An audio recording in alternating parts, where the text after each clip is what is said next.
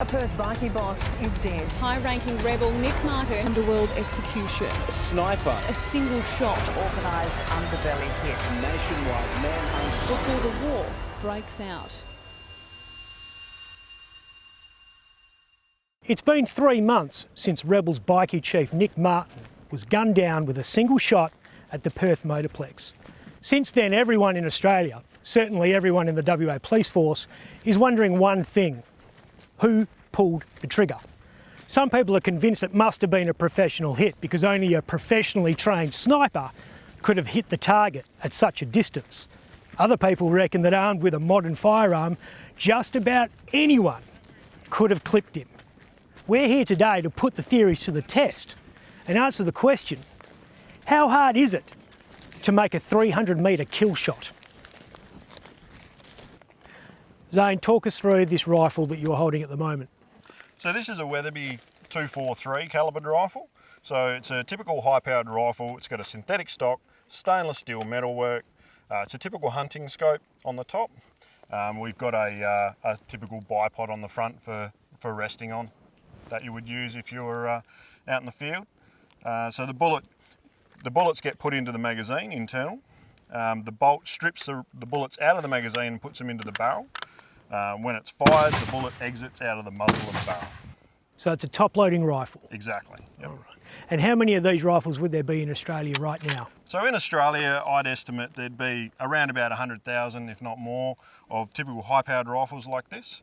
And there'd be probably 10 to 15,000 in Western Australia. Why did you choose this type of rifle to replicate what we think happened at the Perth Motorplex a few months ago? So judging by the injuries that the unfortunate victim suffered, we almost certainly know that it was a high-powered rifle that was used, especially from the distance that he was shot at. And this is the best representation of a typical high-powered rifle that people could have used to perform that crime. What we're doing at the moment is a process known as zeroing in or dialing in a rifle. Every shooter has got a very different sort of way of approaching a firearm, and the firearm reacts in a different way when it's shot by different people. We've got a target out 100 metres, and I'm making sure that it is accurate for me with this rifle at this time. Once you're over the target, you're not going to be able to hold it perfectly steady, but once you're over the target, just slowly squeeze that trigger. Perfect. We're trying to determine how much experience you need to make a 300-metre shot and hit a target. We're starting with myself, someone with very little experience.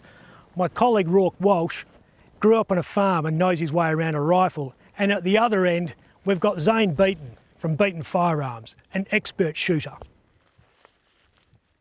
We're loading 5 rounds and we're going to have 5 shots each. 300 metres.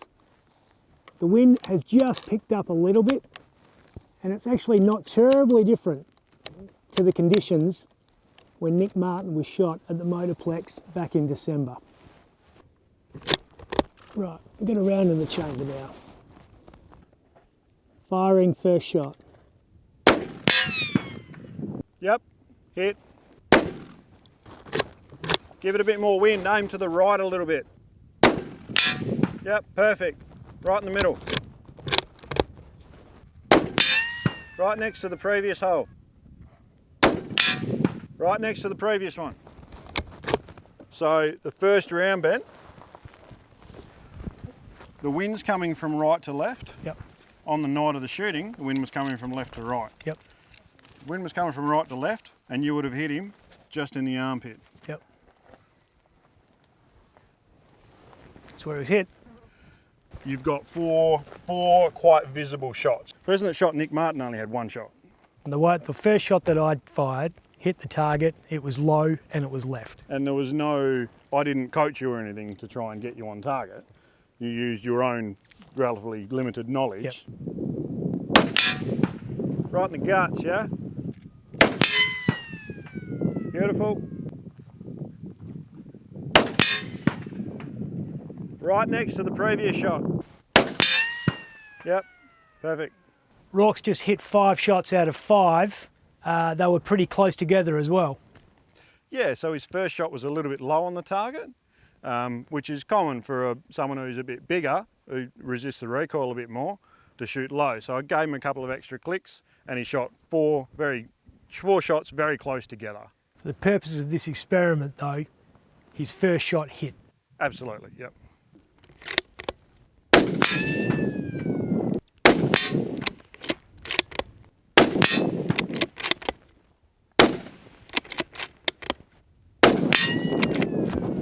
We fired 15 shots at this target and I was the only person to miss. So 14 bullet holes, including this one here, incredibly, where Rourke shot the first bullet straight through, dead centre. Zane, are you surprised that we managed to put 14 out of 15 on a target from 300 metres? No, it doesn't surprise me at all that you guys were able to shoot to the level you were. I knew how much drop and whatnot. You didn't know how much drop there was, but I knew that an amateur wouldn't have to allow for very many variables at all to hit this sort of size target at this distance. The really chilling thing that this experiment has illustrated is it didn't have to be a professional, and there could be a large number of people armed with any of the tens of thousands of weapons like the ones that we've just fired that could have made this shot. The big difference is we're sitting there in a controlled environment and we weren't ever worried that if we'd missed the shot, we would kill someone else. Or if we'd missed the shot, we'd have to run for our lives because dozens of rebels bikies were going to come after us, which they still will. All those elements probably would have had this person with an elevated heart rate, a little bit more nervous, Zane. I couldn't put myself in the shoes of the person that made the shot at the Motorplex. But generally speaking, if he did have a bit of an accelerated heart rate, perhaps he was a bit anxious about the shot being taken, then that would have deteriorated his skill somewhat. The most important takeaway from today's experiment is even a rank amateur like myself can hit a target from 300 metres first shot. The chilling thing is, if I can do it, then anyone can.